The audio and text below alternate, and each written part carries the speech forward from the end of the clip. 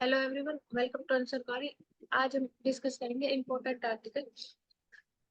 Online shopping से पर्यावरण संकट, पैकेजिंग से सालाना 3 अरब पेड़ कट रहे। तो हम देखते हैं किस तरह से टाइम चेंज हो रहा है, उसके साथ साथ जो शॉपिंग करने के तरीके हैं वो भी बदल रहे हैं। किस तरह से ऑनलाइन शॉपिंग जो है वो ट्रेंड में आ चुका है और हमें देखने के लिए मिलता है किस तरह से ऑनलाइन शॉपिंग का जो ट्रेंड है वो निरंतर बढ़ता जा रहा है। लेकिन जब हम बात करते हैं ट्रांसपोर्टेशन की, ग्रीन हाउस गैस उत्सर्जन की, या फिर किस तरह से ई कॉमर्स के प्रोडक्ट को कवर अप करके और रैप कर कर उनको कस्टमर्स तक पहुंचाया जाता है, उनके लिए होने वाली पूरी प्रक्रिया की अगर उसकी बात करें तो हर साल 3 अरब पेड़ काटने पड़ते हैं जो कि प्रोडक्ट्स की पैकेजिंग में शामिल होते हैं। किस तरह से ई कॉमर्स की वजह से जो ग्रीन हाउस उत्सर्जन की प्रक्रिया है वो बढ़ जाती है।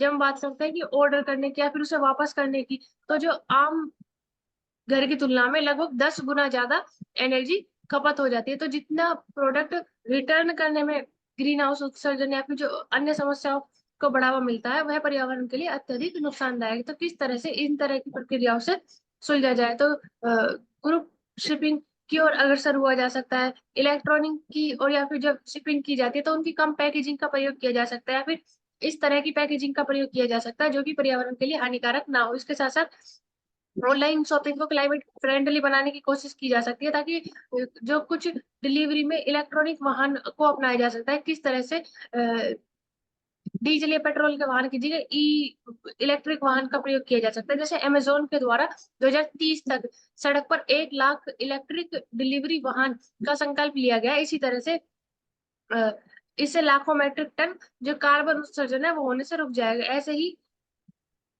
एडेक्स भी इसी प्रकार की प्रक्रिया को करने वाला है कि किस तरह से अलग अलग गाड़ियों का प्रयोग न कर कर इकट्ठा ही सामान को दिया जा सकता है। ग्रुप शॉपिंग जैसी प्रक्रियाओं को और बढ़ाया जा सकता है ताकि पर्यावरण को कम नुकसान पहुंचे। जब हम बात करते हैं ऑनलाइन शॉपिंग द्वारा वापस करने की आशंका ऑफलाइन ग्राहक की तुलना में 5 गुना ज्यादा होती है, जिसकी वजह से ट्रांसपोर्टेशन कॉस्ट कॉस्ट और जो कार्बन उत्सर्जन की है वो बढ़ जाता है। So next is India set to sign trade deal with Oman to expand its Middle East ties. So why it is strategically important to establish trade relations with India and Oman? तो India क्यों बढ़ाना चाहता है? Firstly हमें clear होना चाहिए। अगर हम बात करें तो हम एनुअल ट्रेड जो करते हैं इंडिया और ओमान के बीच $30 बिलियन के अप्रोक्स करते हैं। और ये इस कारण है क्योंकि जो गल्फ नेशन आते हैं वो इसी पाथवे में पड़ते हैं। तो उसमें हम बात कर सकते हैं स्ट्रेट ऑफ हार्मोज जो कि ओमान और ईरान के बीच में है। वो एक ट्रांजिट पॉइंट है फॉर ग्लोबल ऑयल शिपमेंट। इसलिए हम लोग एस्टेब्लिश करना चाहते हैं ट्रेड रिलेशन को। और अपार्ट फ्रॉम दिस अगर हम बात करें तो जैसे रेड सी एरिया, तो वो सारा एरिया इधर ही पड़ता है इसलिए। और इसी मिडल ईस्ट टाइज में ये भी बात हुई है कि हम जो export duty India Oman India पे लगाता है और इंडिया ओमान पे लगाता है वो कई हद तक कम कर दी जाएगी। जैसे कि अगर हम बात करें कि इंडिया क्या क्या ओमान से लेता है, इंपोर्ट क्या क्या, तो फिर हम बात कर सकते हैं पेट्रोकेमिकल्स, एल्यूमिनियम, कॉपर, इस तरीके की चीजें। और ऐसे ही इंडिया से क्या एक्सपोर्ट होता है वहां पे, तो एग्रीकल्चर प्रोडक्ट्स हो गए, जैम्स, ज्वेलरी, ऑटोमोबाइल्स, इस चीजें की ये सारी ओमान में जाती है। तो यहाँ पे डिक्रीज करने की बात की है कि एक्सपोर्ट ड्यूटीज को कम कर दिया जाएगा। यहीं पे हम बात कर सकते हैं गल्फ कोऑपरेशन काउंसिल की। So India has pivoted to seeking bilateral deals with GCC member nations such as Oman, UAE, Bahrain इसमें आता है और कुवैत आता है। तो ये चार गल्फ कोऑपरेशन काउंसिल में आते हैं। ये अगर हम यहाँ पे बात हम देख करें सकते हैं। गल्फ कोऑपरेशन काउंसिल में Saudi Arab, Bahrain, Kuwait, UAE, Qatar, Oman.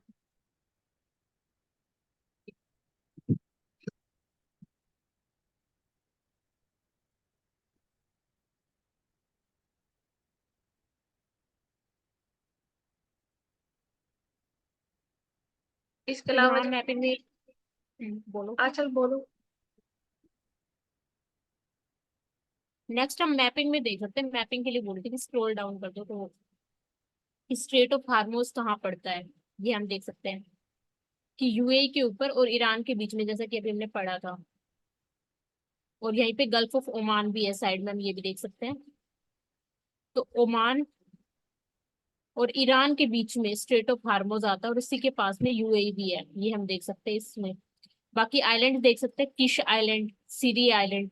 For general awareness की पूछे जा रहे हैं आजकल आइलैंड्स के नाम देखे दिए दे दिए जाते हैं, तो किधर पड़ते हैं इतना आइडिया होना चाहिए। पर्शियन गल्फ देख सकते हैं।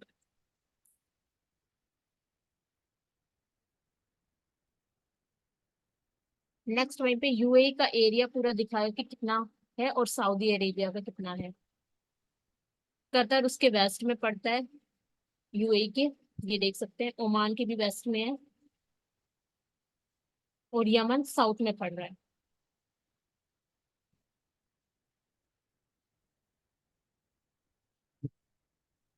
भाषाओं को बचाने की भारतीय पहल, तो हम देखते हैं किस तरह से कोई भी भाषा जब मातृभाषा नहीं रहती तो उसके जो प्रयोग अनिवार्य होते हैं उनमें कमी आ जाती है। जो रोज के कार्य में उसका प्रयोग किया जाता है उसमें कमी आने लगती है। किस तरह से जब हम 75 सालों में भाषा या बोलियों की बात करते हैं तो उन्हें संरक्षण रखने के लिए उनमें किस तरह से उन्हें बचाया जाए उसके लिए किन किन प्रकार की प्रक्रिया अपनाई गई, या फिर जो नई शिक्षा राष्ट्रीय शिक्षा नीति है जो 2020 में लागू करने से पहले केंद्र सरकार द्वारा यह कहा गया था कि इसके माध्यम से हम जो बच्चों को मातृ घरेलू और क्षेत्रीय भाषाओं में पाठ्य पुस्तक पढ़ने पर जोर देंगे, जिसके माध्यम से पहले चरण में 17 राज्यों में राज्य भाषा व स्थानीय भाषाओं में 52 पुस्तकें मशहूर की जाएंगी, जिसको भारतीय भाषा संस्थान और राष्ट्रीय शैक्षणिक अनुसंधान एवं हम्म, प्रशिक्षण परिषद द्वारा तैयार किया जाएगा, जिसमें 121 ऐसी भाषाएं होंगी जो स्थानीय स्तर पर बोली या लिखी जाती होंगी।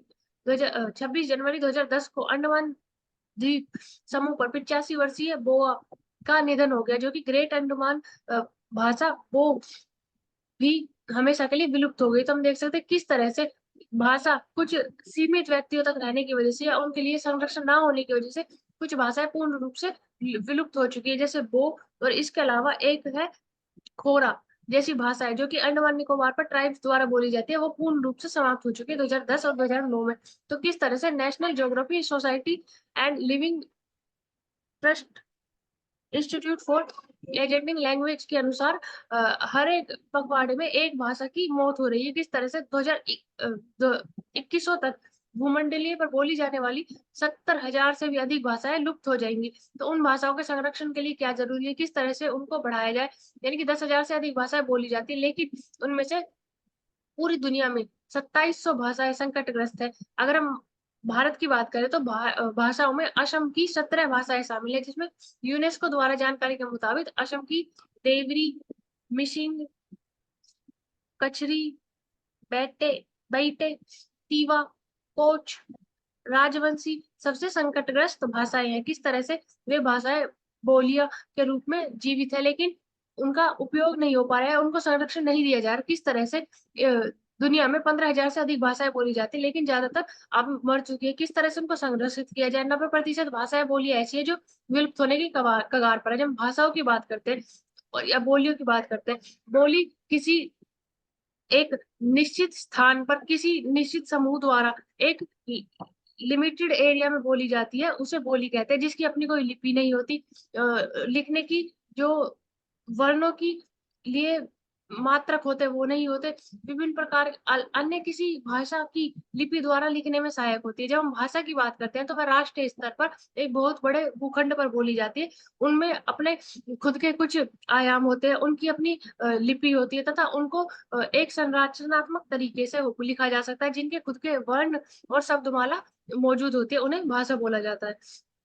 तो किस तरह से बोलियों को बचाया जाए। और जब हम बात करते हैं भारत की, तो सबसे प्राचीनतम लिपि यानी कि ब्राह्मी लिपि में लिखने वाला आज कोई बचा ही नहीं, वो पूर्ण रूप से विलुप्त हो चुकी है। तो किस तरह से इनको बचाया जाए, संरक्षण किया जाए। वहीं जो अंग्रेजी का वर्चस्व हमें देखने के लिए मिलता है, किस तरह से क्षेत्रीय भाषा को प्रमोट करने से या उनको सुरक्षित रखने से, उनमें शिक्षा प्रदान करने से उसमें भी कमी आएगी। लोग अपनी भाषा के प्रति गरिमा रखेंगे तथा उनको यह नजर नहीं आएगा कि क्षेत्रीय भाषा बोलने से नहीं बोलनी चाहिए या फिर अंग्रेजी के बोलने से अधिक वर्चस्व होता है या फिर उसे एक स्टेटस के साथ जोड़ा जाता है, उसमें भी कमी आएगी। इसके अलावा एआई का प्रयोग किया जा सकता है। किस तरह से?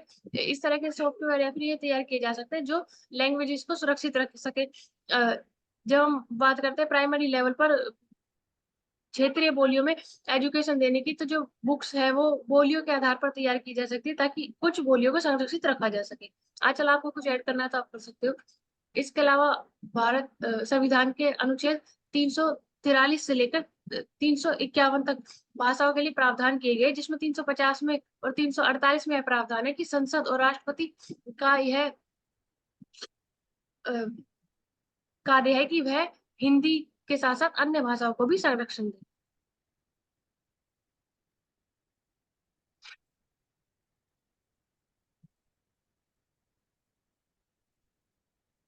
Next is in coral fossils I on bioluminescence. तो यहाँ पे ये हमें क्लियर होना चाहिए कि what is bioluminescence. So it is used throughout the animal kingdom, particularly in marine environment, to lure prey, startle predators, and even act as a camouflage in the surrounding.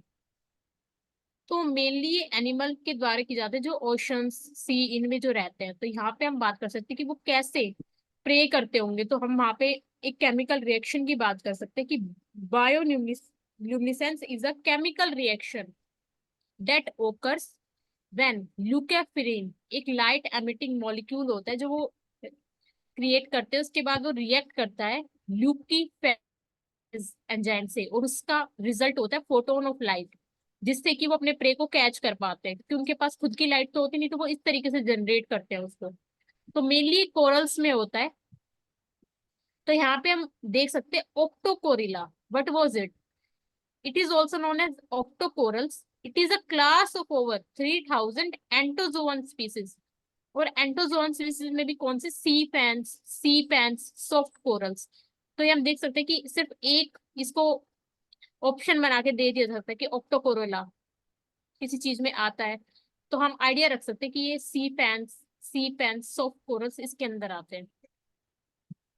Next हम यहाँ पे बात कर सकते हैं कि कौन कौन इस तरीके से ये शॉर्ट वेवलेंथ का यूज करते हैं। जैसे ब्लू ग्रीन एल्गी जब हम यूज करते हैं, तो उनकी शॉर्ट वेवलेंथ यानी कि वो ब्लू और ग्रीन को ज्यादा ट्रेवल करती है डिस्टेंस, इसलिए उनको वो दिखाई दे जाती है, उसके थ्रू अपना प्रे कैच कर रहे हैं। अदर किसी के पास रेड लाइट होती है, तो वो वेवलेंथ पे डिपेंड करता है कि वो किसको फिल्टर आउट कर पा रहे हैं। तो Divya, you can add. We can move forward.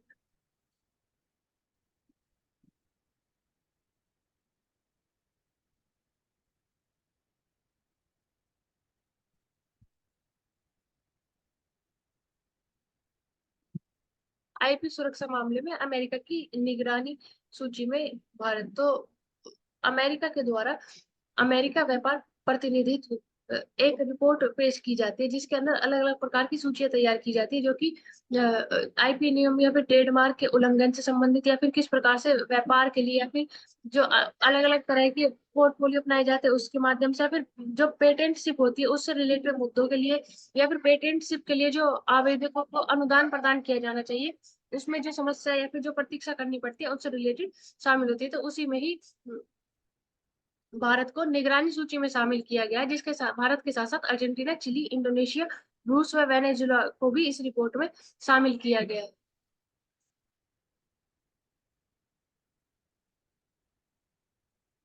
Next is कि यहाँ पे हम बात करेंगे कि जैसे टेक्नोलॉजी का यूज बढ़ता जा रहा है, उसी तरीके से ये बहुत ज्यादा हेल्पफुल भी क्रिएट होती जा रही है और बून क्रिएट होता जा रहा है। तो हम यहाँ पे कुछ एप्स देख सकते हैं, इसी टेक्नोलॉजी का एक की पार्ट है जो हेल्प करता है to take care of plants. तो यहाँ पे हम अलग अलग एप्स की बात करेंगे कि कौन कौन सी एप्स रिलेटेड टू है for taking care of plants. तो ये जनरल आइडिया रख सकते हैं हम कि किस चीज से है। तो ये पीटी में क्वेश्चन आ सकता है कि प्लांटा, बट तो ये एक प्लेटफॉर्म तो है ही, तो एक यूजर फ्रेंडली प्लेटफॉर्म है। It helps you to with instructions for fertilising, repotting and pruning along with the reminder देता है। नेक्स्ट हम बात कर सकते हैं ग्लूज्म की। So it is also app, picture ID feature होता है इसके अंदर। और ये डिस्टेंस एज आइडेंटिफिकेशन में हेल्प करता है। नेक्स्ट हम बात कर सकते हैं crop doctor. So it as identification में ये हेल्प करेगा। बैक्टीरियल स्पोर्ट्स को ये दिखा सकता है कि क्या किसी डिजीज से तो वो सफर नहीं करे, तो नाम में ये क्रॉप डॉक्टर भी बोला जाता है। तो आपसे क्रॉप डॉक्टर डॉक्टर पूछ सकता है, अपार्ट फ्रॉम प्लांटिक्स के कंपैरिजन में ये वर्ड भी दे सकते हैं। Next is flower checker. तो मोसिस, लाइकेंस और फंजाई को कौन करता है, तो flower checker. Next is plant net, plant identification. तो ये नाम से क्लियर हो रहा है कि आइडेंटिफाई करने में, वाटरिंग केयर, इस तरीके की चीजें। Next is Leaf Snap. So it helps you to deal with diagnostic features with tips on how to make your plant healthy, कैसे बना सकते हो। Next is Home Garden. तो ये अलग अलग ऐप थी जो टेक्नोलॉजी के थ्रू जिससे हम अपने प्लांट की केयर कर सकते हैं। तो ये भी गुड वो है कि एफोरेस्टेशन को अगर बढ़ाने में बात करी जाए तो, और कहीं ना कहीं हेल्प भी करेगा to deal with climate change, कि स्मॉल अमाउंट भी हेल्प करेगा, ये बोल सकते हैं हम यहाँ पे। हथियारों की होड़ तीन का जाने हमें देखने के लिए मिला था किस तरह से Stockholm International Peace Research Institute की हथियारों की ताजा रिपोर्ट के अनुसार कई सारे सवाल खड़े करते हैं कि किन दुनियाओं द्वारा किस तरह से जो हथियारों के ऊपर अत्यधिक उनका धन है वो खर्च किया जाता है। जब हम बात करते हैं दुनिया में सर्वाधिक सैन्य खर्च करने वाला देश भारत चौथे स्थान पर। जब हम पहले दूसरे तीसरे स्थान की बात करते हैं तो अमेरिका, चाइना, रशिया के द्वारा यह किया जाता है। देखते हैं किस तरह से जो आयातक देश है वह बहुत बड़े आयातक देश बन चुके हैं जो निरंतर हथियारों का आयात करते हैं। तथा जब हम भारत की बात करते हैं तो पिछले 5 सालों में दुनिया की सबसे ज्यादा हथियार खरीदने वाला देश बन गया है। 2014 से 18 की तुलना में 2019 में 19 से 23 तक लगभग दोगुनी बढ़त यहाँ देखने के लिए मिलती है। इसी कारण जब हम पहली बार रूस हथियार निर्यात में तीसरे स्थान पर पहुंच गया है, अमेरिका पहले स्थान पर। तथा जब हम फ्रांस की बात करते हैं तो फ्रांस दूसरे स्थान पर है। पिछले 25 सालों में पहली बार देखने के लिए मिला है किस तरह से अमेरिका के जो हथियार है वो एशिया और एशिया के सबसे बड़े महत्वपूर्ण हथियारों की पूर्ति के रूप में एक आ गया है। देखते हैं किस तरह से टेक्नोलॉजी के साथ साथ नए हथियार विकसित होते जा रहे हैं तथा उनको अत्यधिक निर्यात किया जाता है, या किस तरह से निरंतर व्यापार के लिए हथियार एक बहुत बड़ा माध्यम बनते जाते हैं। जब हम देखते हैं किस तरह से अमेरिका में नई विश्व व्यवस्था या नया वर्ल्ड ऑर्डर की बात हो रही है कि किस तरह से किस तरह का वर्ल्ड ऑर्डर अपनाया जाना चाहिए। जब हम भारत के दृष्टिकोण की बात करते हैं तो हमें मल्टीलैटरल या फिर की बात करते हैं, ना कि बायपोलर या फिर पोलराइजेशन ऑफ वर्ल्ड की बात करता है। कि किस तरह से अमेरिका दुनिया के सबसे अधिक शक्तिशाली और सुरक्षित देशों में से है, लेकिन उनके नागरिक सबसे अधिक असुरक्षित और भयभीत नागरिकों में से है। वहीं जब हम जेल की बात करते हैं तो अमेरिका की जेल में आज जितने कैदी हैं दुनिया के किसी भी देश में नहीं है। तो हम देख सकते हैं इतने शक्तिशाली और इतने संपन्न देश होने के बावजूद भी वहां के नागरिकों के अंदर कितनी अधिक असुरक्षा है। तो उसको किस तरह से कम किया जाए, या फिर जो हथियार निरंतर बिक रहे हैं, या फिर किस तरह से एक पूरी दुनिया में जो देखने के लिए मिलता है रशिया यूक्रेन हो या फिर इसराइल हमास या फिर ईरान के साथ होने वाली समस्याएं हैं, इस तरह से बढ़ती हुई समस्याओं को रोका जाए, या फिर किस तरह से शक्ति संपन्न देशों की शस्त्र को निर्यात या निर्माण करने की जो निरंतर चलती हुई होड़ है उसको शांत किया जाए, ताकि जो युद्ध है उसका दौर रुक सके और एक शांति मार्ग की तरफ लोग अग्रसर हो सके।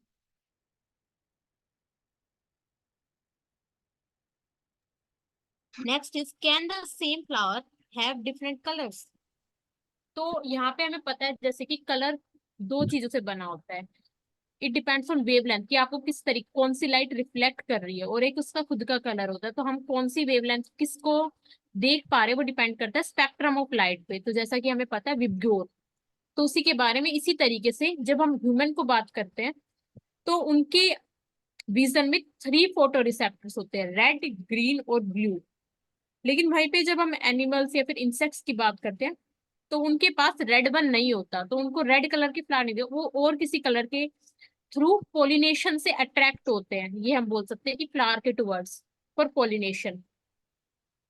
तो वो होता है अल्ट्रावायलेट स्पेक्ट्रम के कारण जो इंसेक्ट्स वगैरह होते हैं या फिर जो बी है इनको अलग कलर दिखाई देता है एज कम्पेयर टू जो हमें दिखाई देगा, तो फर्क होता है। तो सेम फ्लावर का कलर सिर्फ वही है, लेकिन वो डिपेंड कर रहा है कि हमें उस किस विजन से उसको दिखाई दे रहा है, कि किस क्या फोटो रिसेप्टर है हमारे विजन में, जिसकी वजह से हमें वो कलर दिखाई देगा। तो जैसे कि मान लो एग्जाम्पल ब्लू कलर है, तो वो अगर हम नॉर्मल पर्सन देख तो उसको वो ब्लू ही दिखाई देगा, क्योंकि हमारे पास फोटो रिसेप्टर में ब्लू कलर है।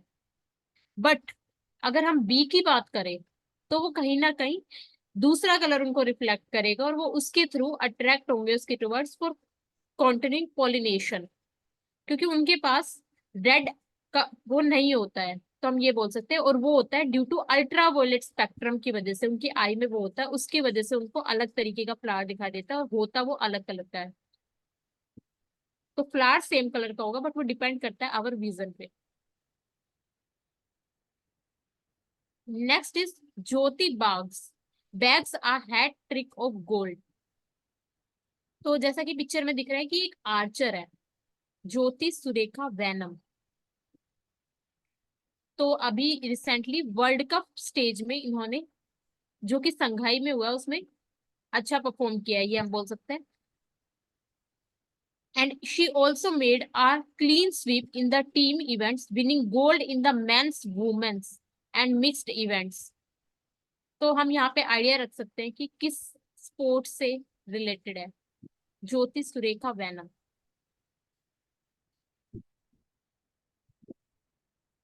नेक्स्ट इज हम बात करेंगे कोकोनट प्रोडक्शन की, कि किस किस एरिया में कोकोनट प्रोडक्ट होता है, कैसे क्लाइमेट उसको चाहिए, किस टाइप की सोइल होनी चाहिए उसको ग्रो करने के लिए, क्या नॉर्दर्न साउदर्न दोनों एरियाज में होता है, और साउदर्न में ज्यादा हो या नॉर्दर्न में ज्यादा होता है। ये हम सारे फीचर्स यहाँ पे देख सकते हैं फ्रॉम द एग्रीकल्चरल परस्पेक्टिव।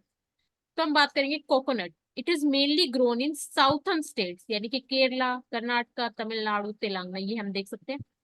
और यही जो स्टेट्स है वो 90% ऑफ कोकोनट प्रोड्यूस करती है इन इंडिया। और अगर सॉइल की क्लाइमेट की बात करें, तो हम देख सकते हैं कि these trees need a warm and Sandy soil which is well drained and nutrition rich, यानी कि वार्म और सैंडी सॉइल नीडेड होती है।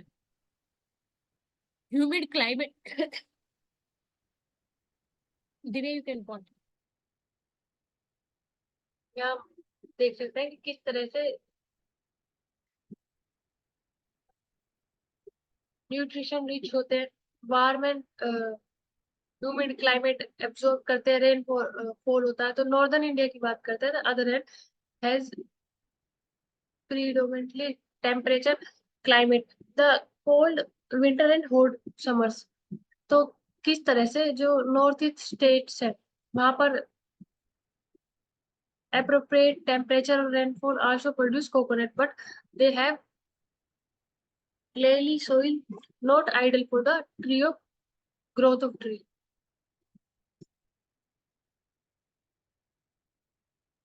अटुकल भगवती मंदिर। तो यहाँ हम देख सकते हैं कि अट्टुकल भगवती मंदिर जो है केरल के तिरुवनंतपुरम में स्थित है। इसे महिलाओं के सबरीमाला के रूप में जाना जाता है। यहाँ पर अट्टुकल पोंगलम उत्सव मनाया जाता है। तो अट्टुकल पोंगलम उत्सव केरल से संबंधित है, जो कि तिरुवनंतपुरम में मनाया जाता है। ये देख सकते हैं।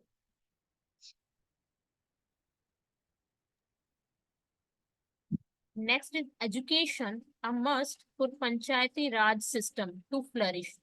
तो फर्स्टली लोकल सेल्फ गवर्नमेंट की जब हम बात करते हैं, तो it is a fundamental pillar of local administration, that is Panchayati Raj system. Why it is because it provides rural people with direct participation in the country's democratic process। तो यहाँ पे हम महात्मा गांधी आइडियोलॉजी की भी बात कर सकते हैं, कि related to panchayat, that the village panchayat should be solid, self sufficient, so that they conduct all administrative activities at the village level। This is why the makers of the Indian Constitution has adopted separate provision for this। तो हम यहाँ पे ये भी देख सकते हैं कि 73rd अमेंडमेंट एक्ट से ये ऐड हुआ था 1993 पंचायती राज सिस्टम के बारे में। अपार्ट फ्रॉम दिस हम कुछ कमिटीज के नाम पे बात कर सकते हैं। दिव्या, आप कमिटीज बता सकते हो कि पहले आई पहले थी कौन सी? 1957 में बलवंत राय मेहता कमेटी, फिर आई थी 1977 में अशोक मेहता कमेटी, फिर आती है 1983 में MV मावलकर कमेटी। उसके बाद 1985 में आई थी, अ, उसके बाद 88 में आई थी गडगिल कमेटी। जैसे LM सिंह भी आई थी गडगिल से पहले। 85। नेक्स्ट हम बात कर सकते हैं कि 3 लेवल्स की गवर्नमेंट होती है, जैसा कि हमें पता है। तो article 40 of DPSP also talks about the related procedure to the Panchayati Raj, हम ये देख सकते हैं। नेक्स्ट यहाँ पे आर्टिकल 243 के of Indian constitution, what was it? So it some state have announced their election because of the constitution their tenure is for 5 years, which is provided by article 243 ई में ये मेंशन हम यहाँ पे ये देख सकते हैं ऑफ द पंचायत, यानी 5 साल के लिए बनता है। अपार्ट फ्रॉम दिस अगर हम बात करें आर्टिकल 243 ए, तो रिजर्वेशन की बात जो होती है वो आर्टिकल 243 ए में होती है, ये हम यहाँ से देख सकते हैं। अब बात हो रही थी education a must for Panchayati Raj system to flourish, तो ये की हेडिंग थी, हमने इसका बेसिक थोड़ा सा देख लिया है पंचायती राज सिस्टम से रिलेटेड।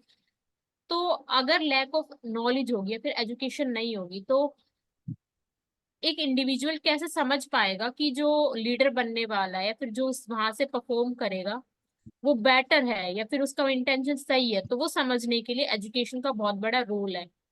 और जो डील करने वाला है उसकी भी एजुकेशनल क्वालिफिकेशन कंप्लीट होनी चाहिए, ताकि जो वो बेसिक जो रूट कॉजेज है उसको समझ सके और तभी एक्शन लिए जा सके। नेक्स्ट, जैसे कि अगर हम फंडिंग की बात करें तो अगर बेसिक लेवल एजुकेशन नहीं होगा तो कैसे आप उस फंडिंग को यूटिलाइज करोगे जो गवर्नमेंट की साइड से मिलेगी। या फिर अगर हम बात करें इंडिविजुअल के भी, तो इंडिविजुअल को भी कैसे पता चलेगा क्या जो पैसा पंचायत को मिल रहा है वो पीपल को के लिए यूटिलाइज हो पा रहा है या फिर नहीं हो पा रहा है। तो इन सब के लिए एजुकेशन का बहुत बड़ा रोल है, चाहे फिर वो बेसिक यानी प्राइमरी लेवल एजुकेशन तो होनी ही चाहिए, 10th तक की नॉर्मल है। तो conduct a Panchayati Raj elections के लिए हम ये बोल सकते हैं। Divya you can add up if you want. we can।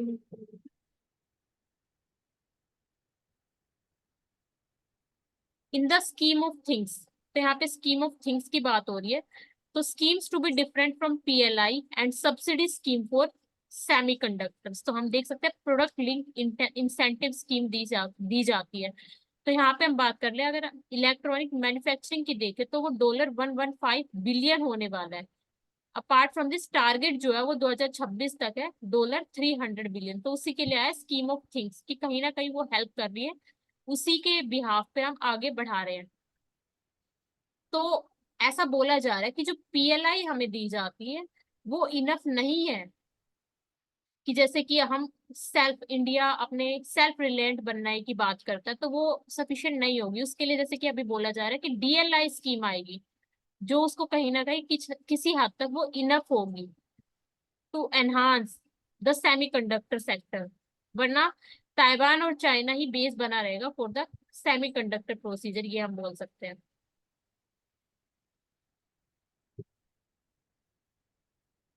Next is agri drone use likely to double by end of financial year 25।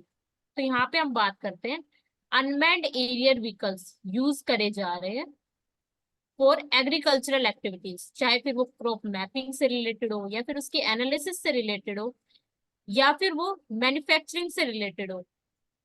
तो ऐसा देखा जा रहा है कि आने वाले समय में इसकी मात्रा बढ़ती जाएगी in next couple of years. तो अगर हम डाटा की बात करें अकॉर्डिंग टू फाइनेंशियल ईयर 2025 का क्या है, तो इंडस्ट्री एस्टिमेट करती है कि 3000 drones are currently being utilised in the agriculture sector. The number could rise 7000 by financial year 25, की वो बढ़ सकता है, जैसा कि हमने ऑलरेडी बात भी कर चुके हैं। तो वो ग्रो ही करेगा in next couple of years, और धीरे धीरे जो फार्मर्स है वो भी इतने अवेयर हो जाएंगे कि वो उन प्रोडक्ट्स को यूज कर पाएंगे। बस यहाँ पे एक डिसएडवांटेज ये बोल सकते हैं कि जो ड्रोन यूसेज है तो वो कहीं ना कहीं कॉस्टली भी पड़ सकता है। तो वो डिपेंड करता है कि अब रूरल पे एरियाज में रहने वाले लोग उसको अफोर्ड कर पाएंगे या नहीं कर पाएंगे, तो वो डिपेंड करता है। बाकी फर्टिलाइजर हो, चाहे फिर वाटर सेक्टर हो, या फिर क्रॉप मैपिंग हो, तो वो कहीं ना कहीं उसमें हेल्प करेगा, ड्रोन्स का अगर हम यूसेज की बात करें तो।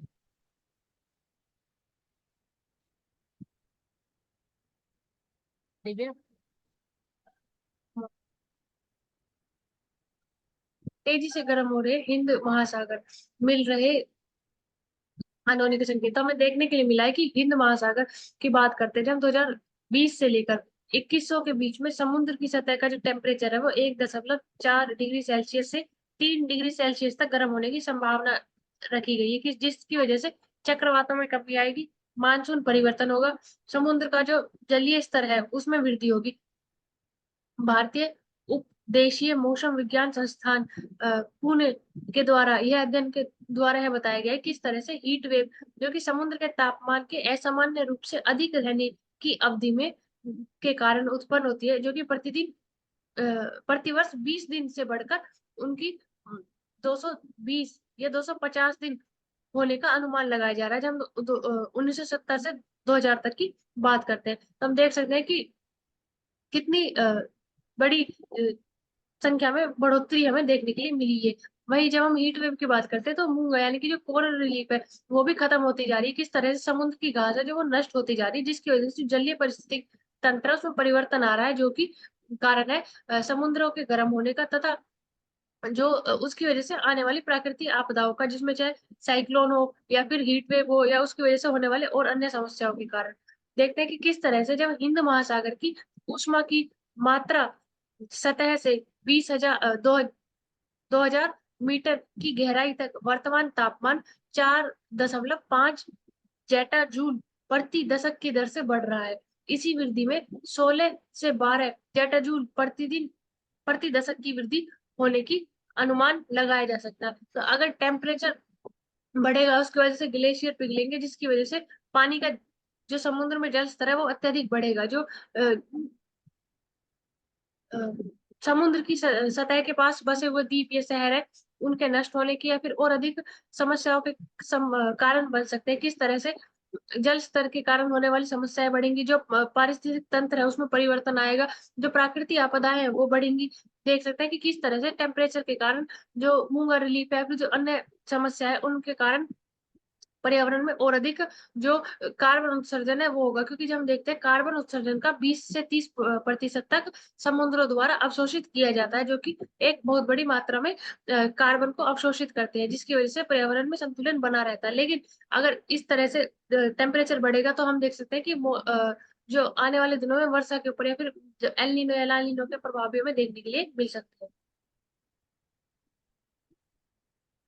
Next is insurance companies can no longer refuse to sell health cover to citizens above the age of 65 years. तो recently एक order आया है from the Insurance Regulatory and Development Authority of India से, that has lifted the age ceiling of 65 years on buying a new health insurance policy.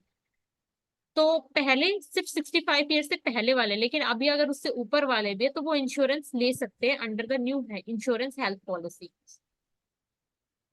So it is a good step. तो हम यहाँ पे देख रहे हैं कि अगर हेल्थ इंश्योरेंस प्रीमियम की बात करें फाइनेंशियल ईयर 2023 में, तो वो 89,491 करोड़ हो चुका है।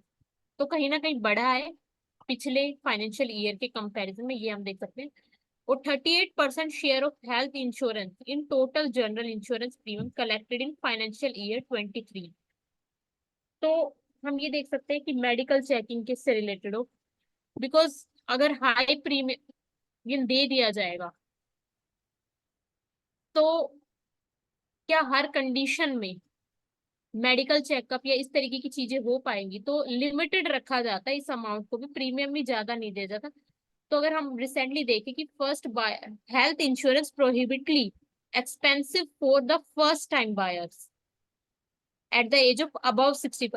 तो जब आप इनिशियली कोई चीज करते हो तो प्रीमियम कहीं ना कहीं हाई होता है, लेकिन जब हम बाद की बात करें तो वो कुछ हद तक कम हो जाता है। जैसे कि फर्स्ट टाइम में बात करें तो 1 lakh for 65 years old man will cost a premium of 50,000 to 55,000 annually. तो हम यहाँ पे ये दे सकते हैं कि 65 ईयर से अबव वालों को भी इंश्योरेंस पॉलिसी मिल सकती है अभी।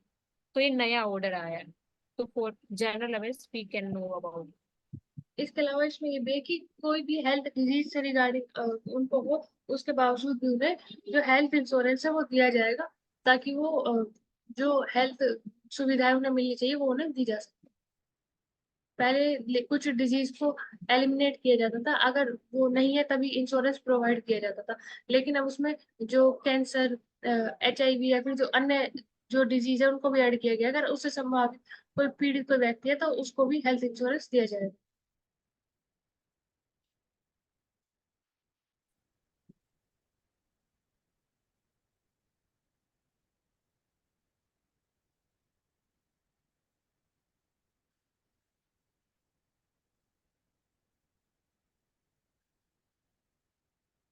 अच्छा।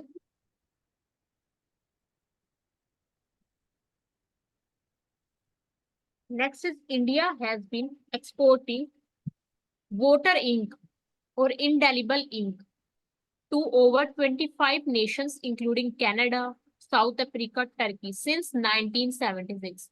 तो हमने ऑलरेडी बात भी कर दी कि सिल्वर नाइट्रेट उस वाटर इंक के अंदर होता है, जिसकी वजह से उसका जो मार्क है वो लंबे टाइम तक रहता है। तो हम यहाँ पे ये भी देख सकते हैं कि एक्सपोर्ट करती है इतनी, और वो 1976 से कर रही है इंडिया। ये हम यहाँ से देख सकते हैं। EVMs and VVPATs are designed and manufacture, किसने डिजाइन और manufacture by two PSUs, BEL और एंड ECIL। तो ये मैन्युफैक्चर करते हैं। For general idea we can have this.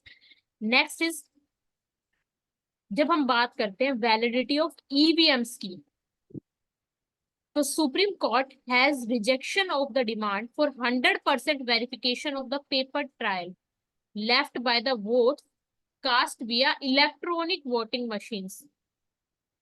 सो कोई सॉलिड प्रूफ नहीं है, तो ये इस टाइप का एक, तो it can be, we can say that कि इंटीग्रिटी ऑफ इलेक्टोरल प्रोसेस को कहीं ना कहीं ब्रेक कर सकता है। तो पूरा 100% नहीं बोला जा रहा है कि वेरिफिकेशन ऑफ पेपर ट्रायल को, कि मतलब कंप्लीटली एलिमिनेट नहीं किया जा रहा है, दोनों सिस्टम को बैलेंस वे में करा जा रहा है, हम ये बोल सकते हैं यहाँ से।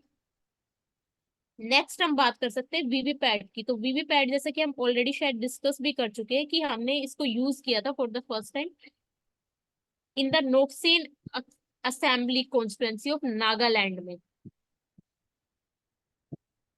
तो वीवीपैट का इंट्रोडक्शन हुआ, वीवीपैट स्लिप दी जाती है जिसके थ्रू काउंट किया जाता है, मशीन्स के थ्रू सिंबल्स उसके अंदर लोड किए जाते हैं फॉर इजी काउंटिंग। तो वोटर का confidence in the system is one thing, but the need for election watchdog to be seen as impartial is quite another. तो यहाँ पे वोटर का कॉन्फिडेंस भी बढ़ना चाहिए। तो वो सिर्फ एक साइड है, लेकिन अगर इलेक्शन वॉचडॉग प्रॉपरली नहीं होगा, अगर तो कहीं ना कहीं सिचुएशन अलग हो सकता है। तो इम्पार्शियल रहना बहुत ही ज्यादा जरूरी है अगर हम इलेक्टोरल प्रोसेस की बात करें तो। इसके अलावा हम यहाँ कुछ हिस्टोरिकल या तो घटनाएं देख सकते हैं कि चरित्र संबंध से। जब हम कलकत्ता विश्वविद्यालय की बात करते हैं तो कलकत्ता विश्वविद्यालय ने महिलाओं को विश्वविद्यालय शिक्षा के क्षेत्र में पात्रता के लिए 1878 में पहली बार मंजूरी दी थी। उसके अलावा 1908 में लंदन में चौथे ओलंपिक खेले गए थे। इसके अलावा नेशनल डिफेंस कॉलेज की 1960 को नई दिल्ली में स्थापित किया गया था। इसके अलावा नेक्स्ट था कि अमेरिका अंतरिक्ष एजेंसी नासा ने गामा किरणों के अध्ययन के लिए 1961 में पृथ्वी की कक्षा से एक्सप्लोरर 11 लॉन्च किया था। नेक्स्ट है कि अमेरिका ने 1967 में नेवा प्रशिक्षण स्थल पर परमाणु अंतरिक्ष यान अपोलो 16 1972 में पृथ्वी पर वापस लौट आया था। टुलुज फ्रांस में एयरबेस निर्माता है, जिसे दुनिया की सबसे बड़े विमान A380